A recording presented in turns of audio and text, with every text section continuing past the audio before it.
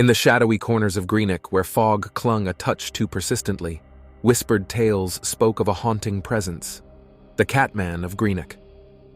It was said that beneath the beauty of the town's serene harbor and charming cobblestone streets lay a chilling secret that had seen generations come and go. To some, the Catman was just an urban legend, a story to keep curious children away from Scotstoun Lane after dusk. To others, he was a very real nightmare. The picturesque town was bordered by the vast harbor on one end, its silent waters reflecting tales as old as time. On the other side, a dense, foreboding forest stood as a sentinel, its trees shrouded in a mist that seemed to hold whispered secrets of its own. When Ellie's family decided to settle in Greenock, little did they know they were stepping into a world where legends came uncomfortably close to reality. The grand Victorian house they moved into, though beautiful by day, seemed to hum with silent stories by night. On Ellie's first day at Greenock Middle School, she became the center of attention, not just for being the new girl, but for choosing to live near the infamous Scotstoun Lane. During recess, a freckled-faced boy named Jamie approached her. "Heard you moved near Scotstoun Lane," he said, a note of concern in his voice. "You do know about the Catman, right?" Ellie laughed. "Catman? Sounds fictional." Others gathered, sharing hushed stories of glowing eyes in the dark and eerie sightings. Though Ellie brushed it off, Jamie was not so quick to dismiss the tales. "Look," he whispered, pulling her aside. "Whether it's real or not, there's something about that legend. Want to dig deeper with me?" A mix of curiosity and the thrill of a challenge sparked in Ellie's eyes. "All right," she responded. "Let's unravel the mystery of the Catman of Greenock." As the two plotted their adventure, the ancient trees of Greenock rustled, as if warning them of the path they were about to tread. As days turned to weeks, Ellie and Jamie's curiosity became an obsession. They spent afternoons at the town library, poring over old newspapers and dusty records, seeking any trace of the Catman.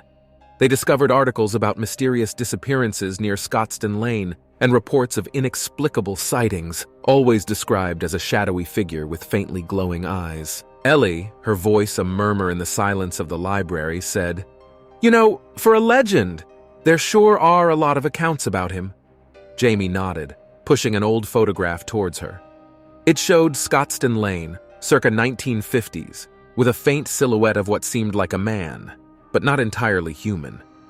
His form was distorted, appearing to crawl rather than walk, with a sheen that looked eerily like motor oil. Armed with their research, they decided it was time to see for themselves. They planned an evening exploration of Scotstoun Lane and the surrounding woods, believing that if the Catman was real, they were most likely to spot him during the twilight hours. The day of their expedition arrived. As the sun's golden hue started to fade, giving way to the dark purples and blues of the encroaching night, Ellie and Jamie ventured out. Their steps echoed softly on the cobblestone streets as the fog began to roll in, making the world around them feel muted and surreal. Their first stop was the area near Scotstoun Lane. The air grew colder, and an unsettling silence pervaded.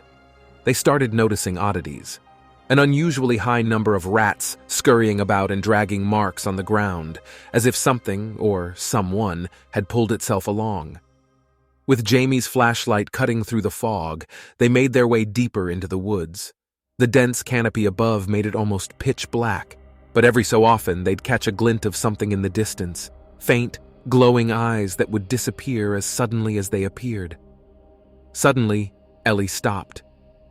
"Do you hear that?" she whispered.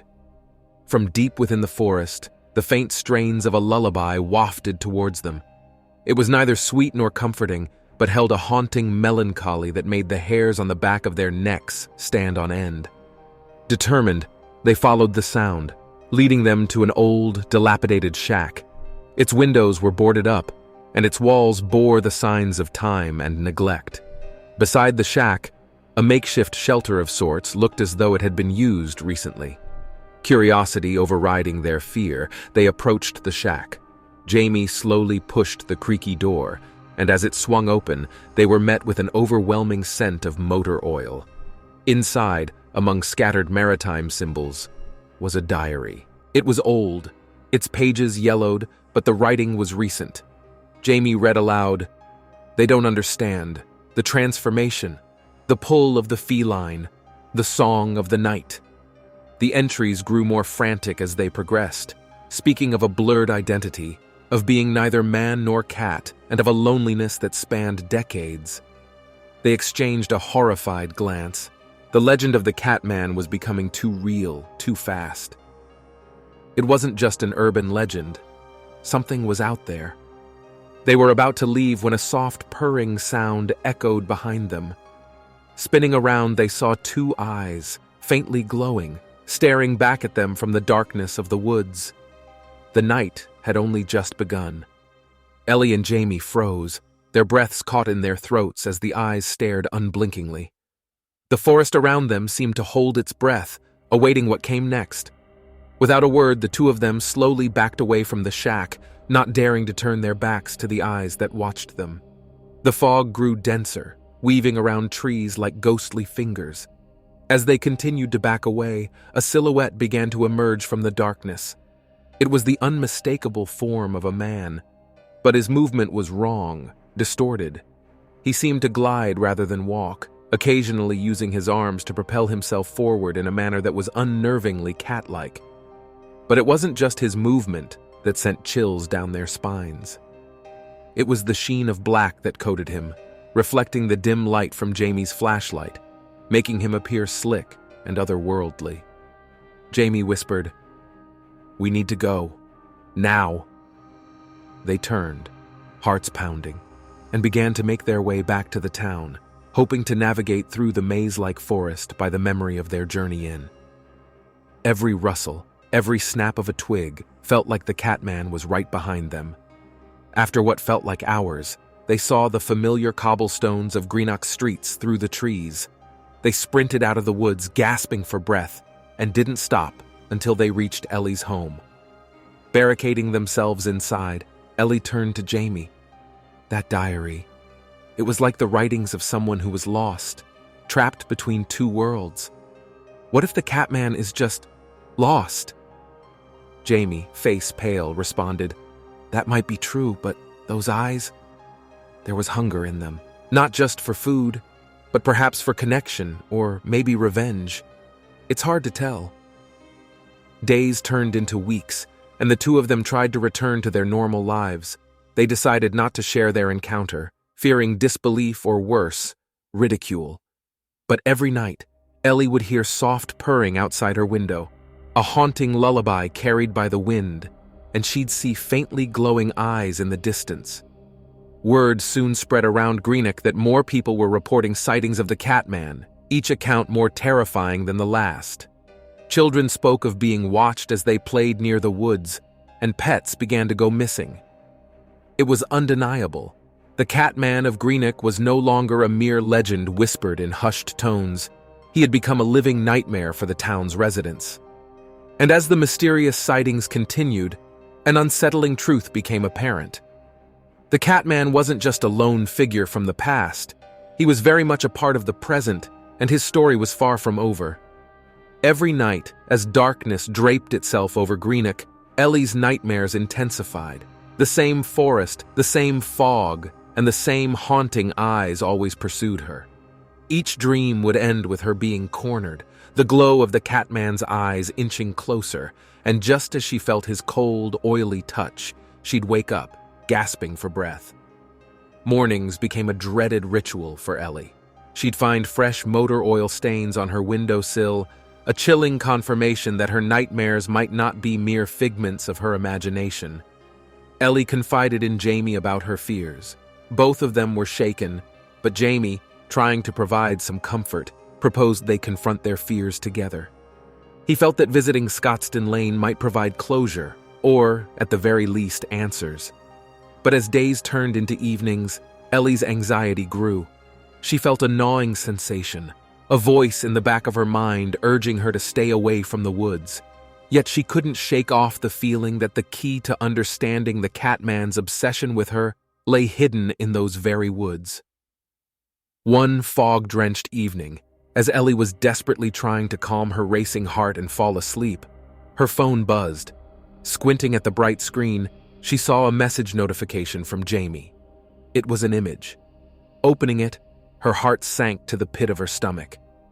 It was Jamie, or rather, just his eyes, filled with raw terror and reflecting a sickly, eerie glow, eerily reminiscent of the Catman's. Below the picture, a message. "Come find me at Scottston Lane." Panicked, Ellie tried to call Jamie, but there was no answer. She realized she had to make a choice. Face the very heart of her nightmares, or lose Jamie forever. With trembling hands, she grabbed a flashlight and made her way to the woods. The fog seemed thicker, almost suffocating. The same lullaby from their earlier expedition whispered through the trees, guiding her deeper into the forest. All around her, she felt the presence of eyes, watching, waiting. Eventually, she reached the old shack. The door creaked open slowly to reveal Jamie, lying in the center of the room, surrounded by a circle drawn with motor oil. His face was pale, his eyes closed. As Ellie approached, she heard a soft purring sound. She turned, her flashlight beam landing directly on the glowing eyes of the Catman. He seemed to beckon her, not with menace but with an eerie allure. With every step she took toward Jamie, the Catman mirrored her, maintaining the distance. Her focus solely on Jamie, Ellie reached out to touch him. As their fingers met, a jolt of electricity passed through her.